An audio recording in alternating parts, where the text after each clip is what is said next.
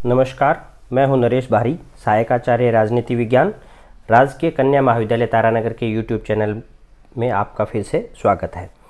आज हम इस वीडियो में अरस्तु के नागरिकता संबंधी विचारों को समझेंगे।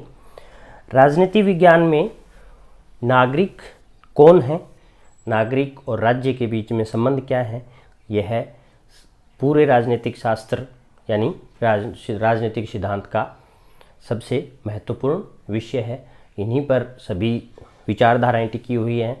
तो हम देखते हैं कि अरस्तु अपने समय में किसको नागरिक मानते हैं, किसको नागरिक नहीं मानते हैं, नागरिक में कौन से गुण अरस्तु अपेक्षित करते हैं और राज्य के द्वारा नागरिक को क्या प्रदान किया जाए जिसके बदले वह निष्ठा की आशा कर सकता है। राज्य और नागरिक। अरस्तु ने पॉलिटिक्स की तीसरी पुस्तक में संविधान के वर्गीकरण के साथ साथ, यानी ये जो तीसरी पुस्तक है, हमने संविधान के वर्गीकरण में भी पढ़ा था कि तीसरी पुस्तक में संविधान का वर्गीकरण है और चौथी और छठी पुस्तक में उसका विस्तृत वर्णन है। तो तीसरी पुस्तक में ही संविधान के वर्गीकरण के साथ साथ नागरिकता, जिसे पॉलिटिक्स कहा है अरस्तु ने, कि महत्वपूर्ण विषय पर अपने विचार प्रकट किए। पॉलिटिक्स की पहली पुस्तक में अरस्तु ने राज्य को समुदायों का समुदाय, एसोसिएशन ऑफ एसोसिएशंस कहा और पॉलिटिक्स में की तीसरी पुस्तक में अरस्तु ने राज्य को स्वतंत्र मनुष्यों का समुदाय, the polis is a koinonia of a free man कहा। यानी अरस्तु का राज्य के बारे में दो विचार हैं अलग अलग पुस्तक में। एक में अरस्तु राज्य को समुदायों का समुदाय कहते हैं और वहीं तीसरी पुस्तक में अरस्तु राज्य को स्वतंत्र मनुष्यों का समुदाय कहते हैं। अर्थात राज्य नागरिक के मेल से निर्मित समुदाय है, राज्य की मूलभूत इकाई है वह व्यक्ति है। अरस्तु ने राज्य की मूलभूत इकाई किसे माना? व्यक्ति को। नागरिकता की परिभाषा राज्य से राज्य, यानी एक टाइप के राज्य से दूसरे टाइप के राज्य में अलग होती है। यानी एक व्यक्ति लोकतंत्र के लिए नागरिक है, वह गुटतंत्र के लिए नागरिक नहीं हो, ऐसा हो सकता है, ऐसा अरस्तु मानते हैं। यानी नागरिकता की जो परिभाषा है वह अरस्तु के अनुसार राज्य से राज्य डिफर करती है। नागरिक कौन नहीं होता? सबसे पहले स्टार्ट करते हैं कि who is not a citizen of state. नागरिक कौन होता है, इसके रिगार्डिंग जो प्रचलित अवधारणाएं थी उनको अरस्तु ने खारिज किया। कोई नागरिक इसलिए नागरिक नहीं होता कि वह उस राज्य विशेष का निवासी है, क्योंकि उस स्थान पर तो अन्य देश के नागरिक और दास भी रहते हैं। अर्थात अरस्तु ने माना कि निवास है वह नागरिकता की गारंटी नहीं है, क्योंकि उस राज्य में अन्य देश के नागरिक और दास भी रहते हैं। मुकदमा चलाने का कानूनी अधिकार भी नागरिकता की गारंटी नहीं है, क्योंकि यह अधिकार तो संधि से भी अन्य देश के नागरिकों को मिल सकता है। नागरिकों की संतान होने से नागरिक होना पुराने नागरिकों पर लागू है, लेकिन आरंभिक नागरिकों पर यह नियम भी लागू नहीं होता। अर्थात जो यह प्रचलित अवधारणा थी कि नागरिक की संतान है वही नागरिक होंगे, ठीक है, नागरिक की संतान नागरिक होंगे, लेकिन शुरुआत में किसको नागरिकता हासिल होगी या नए नागरिक कौन होंगे, इस पर यह शर्त वह स्पष्ट नहीं करती। राज्य से निर्वासित और मताधिकार से वंचित व्यक्ति नागरिक नहीं हो सकते। बच्चे और बूढ़े नागरिक नहीं हो सकते। देखिए, अरस्तु ने बच्चे और बूढ़ों को भी नागरिकता का दर्जा प्रदान नहीं किया। सम्मान के लिए बनाए गए नागरिक, यानी जो नेचुरलाइज सिटीजन है, वह भी नागरिक नहीं हो सकते। उन व्यक्तियों को भी नागरिक नहीं माना जिनके माता पिता अन्य देश के नागरिक हैं और उन्होंने भी वहीं जन्म लिया हो। कारीगर, मजदूर, स्त्री भी नागरिकता के योग्य नहीं होते। देखिए, अरस्तु का नागरिकता की जो संकल्पना है वह कितनी ज़्यादा संकीर्ण है। अगर आज हम आधुनिक दृष्टिकोण से अगर उसे देखें कि स्त्री को नागरिक नहीं माना, यानी एक तरीके से आधी दुनिया, महिलाएं हैं वो जनसंख्या का लगभग आधा है, तो आधी दुनिया को तो नागरिकता के दायरे से एक झटके से ही अलग कर दिया। फिर वो कारीगर, मजदूर, जो कि बहुत बड़ा वर्ग होते हैं राज्य में, उनको भी नागरिक नहीं मानते। बच्चों को नागरिक नहीं मान रहे, बूढ़ों को नागरिक नहीं मान रहे, और अन्य और बहुत सी कैटेगरी हैं जिनको वो नागरिक नहीं मानते। उपनिवेश और अधीन नगरों के निवासियों को भी नागरिक नहीं मानते। तो अरस्तु ने पहले ये बता दिया कि कौन नागरिक नहीं है। तो हमने ये देखा कि बहुत बड़ी संख्या में लोग, यानी बहुत बहुसंख्यक हैं, वो एक तरीके से नागरिक नहीं है। तो नागरिक कौन है? ये जो अरस्तु का नागरिक कौन है, यानी अरस्तु का नागरिकता की जो परिभाषा है वह आधुनिक राजनीति शास्त्र से एकदम अलग है। अरस्तु के अनुसार जो व्यक्ति किसी राज्य के विधान निर्माण या न्याय प्रशासन में हिस्सा लेने में समर्थ होता है उसे हम उस राज्य का नागरिक कहते हैं। यानी जो पब्लिक लाइफ, जो पब्लिक पॉलिटिकल लाइफ है, वह उसमें अपना रोल प्ले करने के लिए सक्षम है, वही व्यक्ति नागरिक है। यानी जिसके पास जो योग्य है और जिसे यह कार्य करने का जिसके पास अवकाश है, वही व्यक्ति नागरिक है। तो योग्यता और अवकाश दोनों अरस्तु की नागरिकता के महत्वपूर्ण पैरामीटर्स हैं। राज्य उन नागरिकों का समुदाय है जो जीवन निर्वाह के लिए पर्याप्त साधनों से सुसज्जित हैं, अर्थात गरीब व्यक्ति स्वतः ही इससे अलग हो जाएगा, अर्थात उसके पास अवकाश हो, यानी वह भौतिक चिंताओं से मुक्त हो, वह विधान निर्माण और न्याय प्रशासन का जो सार्वजनिक कृत्य है उसमें हिस्सा लेने में समर्थ है, और उसमें हिस्सा लेने के लिए उसके पास वक्त है, अवकाश है। यह अवकाश और वक्त है, यह एक तरीके से तभी प्राप्त होता है जब उसे भौतिक चिंताओं से मुक्ति हो। ये भौतिक चिंताओं से मुक्ति के लिए ही अरस्तु ने दासता का समर्थन किया था कि दास हैं वो वह वाला कार्य करेंगे और जो नागरिक हैं वह इस चिंताओं से मुक्त रहेंगे। उनके पास विवेक हो, दास व श्रमिक नहीं बन सकता, क्योंकि दास और श्रमिक के पास विवेक नहीं माना अरस्तु ने। तो अरस्तु ने कहा कि दास और श्रमिक एवं नागरिक नहीं हो सकते क्योंकि उनके पास पर्याप्त मात्रा में विवेक नहीं होता। अवकाश से तात्पर्य आराम के क्षण नहीं है। एक तरीके से अरस्तु का अवकाश से तात्पर्य है कि उसे सार्वजनिक जो राजनीतिक क्रियाएं हैं, सार्वजनिक सेवाएं हैं, जैसे युद्ध करना, खेल कूद, नाट्य में भाग लेना, विज्ञान दर्शन के कार्यों में भाग लेने के लिए जो उसके पास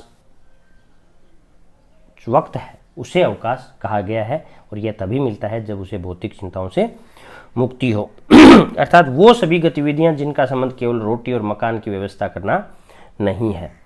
नागरिकों के गुण, अरस्तु ने नागरिकों के गुण स्पष्ट करने के लिए एक नाविक का एग्जाम्पल लिया कि जैसे नाविक के तरह तरह के कार्य होते हैं, चप्पू चलाना, चालक, निरीक्षक आदि। इन सब के कौशल या सद्गुणों की परिभाषा केवल उसी कार्य से संबंध होती है जो वो करते हैं, लेकिन उन सब का एक सामान्य उद्देश्य होता है नौ चालन में सुरक्षा। यानी नौ चालन में सुरक्षा है वह महत्वपूर्ण और सबसे प्राइम एम होता है जो कोई नाविक है। तो यही उद्देश्य अच्छे नाविक की परिभाषा बनाता है। तो वैसे ही नागरिक में फर्क होता है, लेकिन समुदाय का उद्धार उनका सामान्य उद्देश्य होता है। यह समुदाय संविधान है, अर्थात नागरिकता में परिभाषा में नागरिक का जो उद्देश्य है, सबसे महत्वपूर्ण उद्देश्य है, वह है संविधान का उद्धार। उत्तम नागरिक बनाम उत्तम मनुष्य। इस डिबेट में अरस्तु ये कहते हैं कि जरूरी नहीं है कि उत्तम मनुष्य उत्तम नागरिक हो। उत्तम मनुष्य की परिभाषा सभी राज्यों में एक रहती है, यानी कोई व्यक्ति उत्तम है जो सद्गुणों का एक तरीके से सद्गुण रखता है, सद्गुण धारण करता है, वह सभी राज्यों में समान रूप से लागू होगा। यानी एक उत्तम व्यक्ति सभी राज्यों के लिए उत्तम व्यक्ति है। लेकिन उत्तम नागरिक की परिभाषा राज्य के अनुसार बदलती है। जैसा हमने प्रथम स्लाइड में इसी लेक्चर में देखा था कि अरस्तु ने कहा था कि नागरिक की परिभाषा राज्य से राज्य अलग होती है। यानी जो व्यक्ति लोकतंत्र में नागरिक है जरूरी नहीं उसे गूढ़तंत्र में नागरिकता हासिल हो।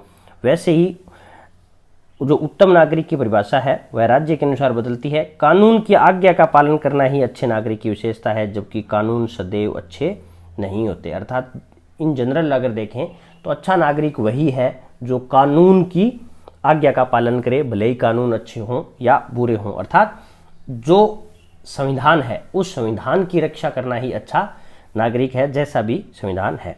प्लेटो और अरस्तु के नागरिकता पर विचारों का एक कंपैरिजन हम देखते हैं। प्लेटो के अनुसार एक अच्छा व्यक्ति अच्छा नागरिक होता है। प्लेटो ने क्या कहा कि एक व्यक्ति जिसमें उन्होंने सारे व्यक्तियों को 3 गुणों की प्रधानता के आधार पर 3 वर्गों में बांटा और उसे अपने अपने गुण के अनुरूप कार्य करना ही एक तरीके से अच्छे नागरिक का गुण माना। यानी जो व्यक्ति अपने नेचर के अनुरूप कार्य करता है और उसी कार्य की सिद्धि से ही राज्य में न्याय की स्थापना होती है। तो प्लेटो का जो न्याय का सिद्धांत है, नागरिकता का सिद्धांत है, आदर्श राज्य का सिद्धांत है, वह कर्तव्य मूलक है। यानी व्यक्ति को अपने कर्तव्य की पालना करनी चाहिए। लेकिन अरस्तु ने कहा कि अच्छा व्यक्ति अच्छा नागरिक हो ऐसा जरूरी नहीं है। प्लेटो के अनुसार शासन में सक्रिय भागीदारी जरूरी नहीं है। ये उल्टा लिखा गया। प्लेटो शासन में भागीदारी को इसका आधार नहीं मानते, लेकिन अरस्तु शासन में भागीदारी को आधार मानते हैं। शासन की योग्यता केवल कुछ नागरिकों में ही होती है, जबकि अरस्तु मानते हैं कि शासन की योग्यता कम या अधिक सभी में होती है। यानी नागरिकता के विषय पर जब बात करते हैं तो प्लेटो कहते हैं कि नागरिकों के लिए शासन में भागीदारी जरूरी नहीं है और यह सभी नागरिकों में होती भी नहीं है, जबकि अरस्तु तो कहते हैं कि जिसमें शासन में भागीदारी की योग्यता है वही नागरिक है। प्लेटो कहते हैं कि शासन के लिए वैज्ञानिक बुद्धि और सैद्धांतिक ज्ञान जरूरी है, क्योंकि प्लेटो एक आदर्शवादी विचारक है। प्लेटो ने हमने देखा होगा कि कैसे प्लेटो एक आदर्श राज्य की में जो फिलोसोफर किंग है उस फिलोसोफर किंग की 50 साल की पढ़ाई का प्रावधान करते हैं, 35 साल की अध्ययन और 15 साल व्यवहारिक ज्ञान। लेकिन अरस्तु सैद्धांतिक ज्ञान की बजाय सिर्फ व्यवहारिक ज्ञान को जरूरी मानते हैं। प्लेटो दासों और नागरिकों में कोई अंतर नहीं करते। देखिए, जहाँ नागरिकता का प्रश्न है, प्लेटो दास प्रथा यानी दासों को नागरिकता से वंचित नहीं करते। यद्यपि दास प्रथा का स्टेट्स जो रिपब्लिक बुक है उसमें वो दास प्रथा पर चुप हैं और स्टेट्समैन में वह उसे जस्टिफाई करते हैं, लेकिन नागरिकता के प्रश्न पर वह दासों को नागरिकता से वंचित नहीं करते। लेकिन अरस्तु ने दासों को नागरिकता प्रदान नहीं की। प्लेटो ने नागरिकता की सुव्यवस्थित परिभाषा नहीं दी है, जबकि अरस्तु ने नागरिकता की सुव्यवस्थित परिभाषा दी है। प्लेटो ने स्त्रियों की नागरिकता पर प्लेटो चुप है, जबकि अरस्तु ने स्त्रियों को नागरिक नहीं माना। अरस्तु की नागरिकता हमने देखा कि कैसे वह योग्यता और अवकाश की संकल्पना के आधार पर नागरिक हैं और नागरिक नहीं है उनमें भेद करते हैं। लेकिन आधुनिक जो दृष्टिकोण है नागरिकता का वह अलग है, तो हम उनके बीच में अंतर देखते हैं। अरस्तु के अनुसार नागरिकता सरकार की प्रकृति प्राथमिक है, अतः नागरिक जो शासन कार्य में भाग ले सके। यानी वहाँ जो शासन विधान है वह इस प्रकार का है कि उसमें शासन संचालन और न्याय का जो प्रशासन है उसमें व्यक्ति प्रत्यक्ष रूप से भाग लेता है। लेकिन आधुनिक समय में हम देखते हैं कि सरकारें हैं वो प्रतिनिधिक हैं, रिप्रेजेंटेटिव डेमोक्रेसी है अधिकांश देशों में, और डेमोक्रेसी नहीं है तो भी रिप्रेजेंटेटिव है। अतः नागरिक मतदान के अधिकार का उपयोग सही से कर सकें, यही आधुनिक समय में नागरिकता की कसौटी है एक तरीके से।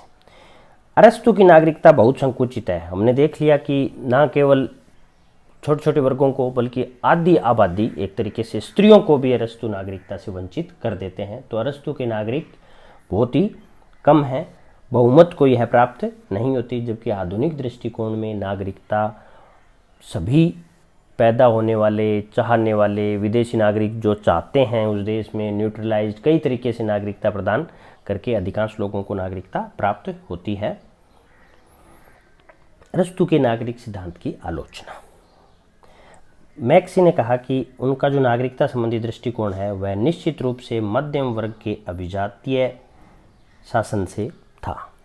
सही बात है ये बात कि अरस्तु ने जो किसको नागरिक माना वो हम देखेंगे कि वह वर्ग मध्यम वर्ग यानी जिसके पास संसाधन है, जो अवकाश जुटा सकता है, तो उस वर्ग को ही नागरिक माना। तो यह एक तरीके से उनका क्लास बायसनेस है। संकुचित परिभाषा है, बहुत कम लोगों को उन्होंने नागरिकता प्रदान की। बच्चे, बूढ़े, स्त्रियां, कारीगर, मिस्त्री, शिल्पी, विदेशी, कॉलोनियों के निवासी, इन सबको उन्होंने नागरिकता से वंचित कर दिया। आधुनिक प्रजातंत्र पर यह लागू नहीं है। श्रमिकों को राजनीतिक अधिकार से वंचित रखा, ये सब आलोचनाएं हैं। बहुसंख्यक वर्ग है वो अनागरिक है, बड़े राज्यों के लिए अनुपयुक्त है, क्योंकि उनकी जो धारणा है वह नगर राज्यों में जहाँ प्रत्यक्ष प्रजातंत्र संभव है या प्रत्यक्ष प्रजातंत्र है, जहाँ जनता प्रत्यक्ष रूप से पार्टिसिपेट कर सकती है न्याय प्रशासन और शासन विधान में, उन पर यह लागू है। अनेक वर्गों और गुटों का उदय हो जाएगा अगर ऐसा होगा। धनिक तंत्रीय दृष्टिकोण हमने देख लिया, क्लास वाइसनेस है। स्त्रियों को नागरिकता से वंचित करना गलत है। अरस्तु के नागरिकता संबंधी विचार, एक निष्कर्ष, इन कंक्लूजन क्या कह सकते हैं हम। फोस्टर ने कहा, नागरिकताओं के संबंध में अरस्तु की बजाय प्लेटो अधिक प्रगतिशील है।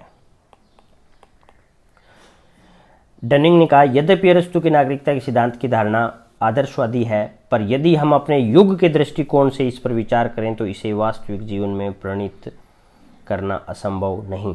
डनिंग ने कहा, यद्यपि हम आज के समय से देखें और तो थोड़ा ऐसा लग सकता है कि वो असंभव है, और यह भी लग सकता है कि ये धारणा आदर्शवादी है, लेकिन अगर हम उस दृष्टिकोण से देखें कि वह उनके अपने युग के दृष्टिकोण से, तो हमें समझ में आएगा कि यह बात वास्तविक है। देखने के लिए, वीडियो देखने के लिए धन्यवाद, बहुत बहुत आभार।